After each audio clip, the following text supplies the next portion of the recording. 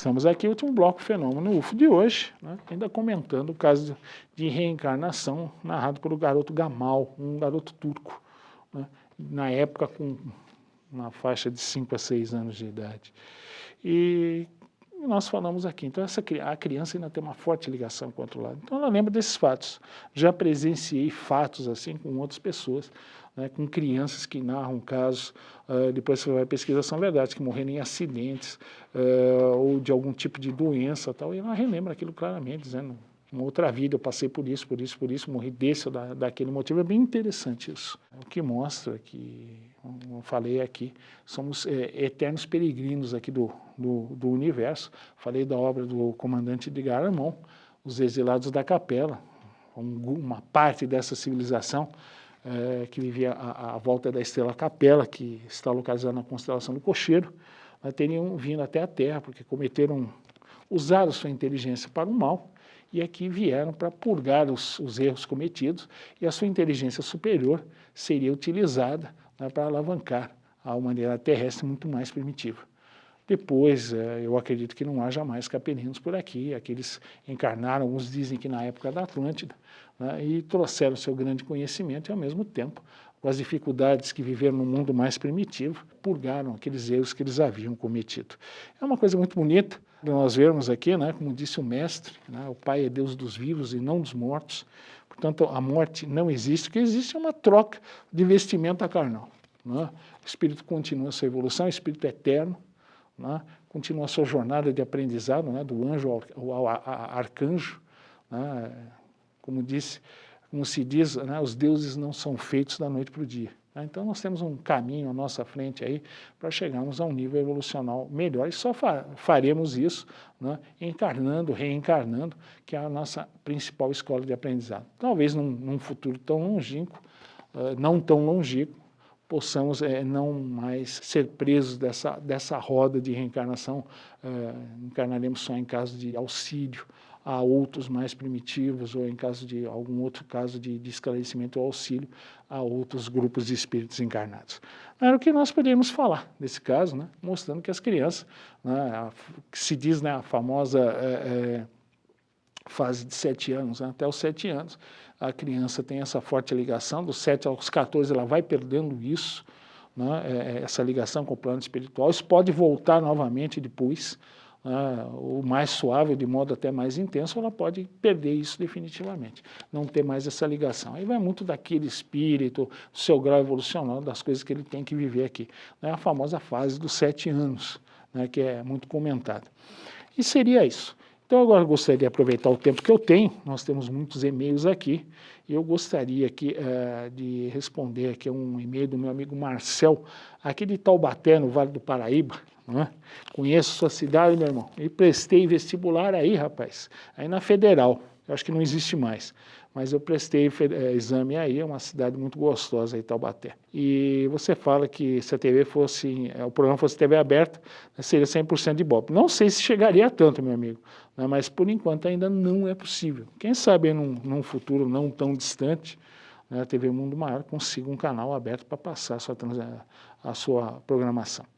Você queria deixar uma questão aqui a respeito dos polos norte e sul, né? Certas regiões são proibidas ao sobrevoo, né? Principalmente de pessoas não autorizadas. Que você fala sobre o risco de ser abatido, assim como certas cavernas perto do estado do Novo México, nos Estados Unidos. Seria algo importante a nos esconder? O que eu poderia te comentar, viu, Marcelo, é o seguinte: certas regiões realmente são proibidas ao sobrevoo. Por exemplo, uma aeronave não pode sobrevoar o Palácio do Planalto em Brasília, não pode sobrevoar o Pentágono nos Estados Unidos ou a Casa Branca, são zonas proibidas ao voo. Onde haja fontes de energia, reatores nucleares, por exemplo, centrais de energia de barragem, não podem ser sobrevoados por aeronaves por motivos óbvios. Se um avião cair ali, né, principalmente se for uma usina nuclear, seria um desastre de primeira ordem. Então, são proibidos. Existem outros casos, né, que existem instalações militares secretas. Nós temos aquelas militares secretas nos Estados Unidos, não é só a Área 51, não. Existem várias áreas ali que são proibidas ao sobrevoo. Na Antártica, meu amigo, eu não conheço. Que eu saiba, ali não há restrição de voo. Que há restrição com relação ao turismo, para que as pessoas não depredem o meio ambiente. Você pode ir lá na Antártica, né? Obviamente, no verão, onde a temperatura não é tão fria, você vai ver os animais, filmar, fotografar, né? Mas existe uma série de restrições para você não violar o meio ambiente, né? Com uma reserva ecológica. Já no Ártico a coisa é um pouco diferente. Por quê?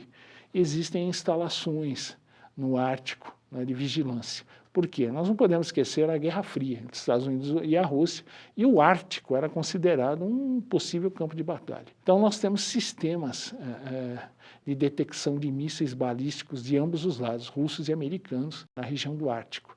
Né? Por quê? Em caso de um ataque, radares ali poderiam indicar com um certo grau de antecedência para permitir que medidas defensivas fossem preparadas e tomadas. Então, realmente, esse tipo de instalação não pode ser sobrevoado por uma aeronave civil, né? Isso é proibido. Agora, com relação à Antártica, meu amigo, não sei, nunca ouvi falar, né? Agora, no Ártico, sim. No Ártico, a coisa é um pouquinho mais complicada, tanto é que os Estados Unidos desenvolveram submarinos nucleares justamente por isso. Quando surgiu o Nautilus, que foi o primeiro submarino nuclear do mundo, os americanos anunciaram em alto e bom tom. Hoje nós temos condições, inclusive, né, de combater sob o gelo, porque um submarino nuclear, né, consegue atravessar a capa polar. Um submarino convencional já tem muita dificuldade para isso. Ele precisa constantemente vir à superfície, ele precisa colocar o snorkel, é um aparelho que aspira ar da superfície, e isso é para permitir o funcionamento dos motores a diesel para carregar as baterias do submarino convencional. Então ele tem um tempo de mergulho, né, antes de ter que fazer isso periodicamente. Já o submarino nuclear não, ele não precisa disso, né, ele praticamente é anaeróbico o seu funcionamento, né. O que limita o submarino nuclear é a resistência da tripulação, a duração dos alimentos e vai por aí. Então, os Estados Unidos, quando desenvolveram o Nautilus, ele também tinha como função, né, caçar seus congêneres soviéticos sobre o gelo do Ártico. Então eu acredito que seja por aí, viu, Marcelo? Aqui de Taubaté, nunca ouvi falar na Antártica. Aí realmente, se você tiver aí alguma fonte fidedigna, você nos envie, porque eu realmente desconheço nessa região.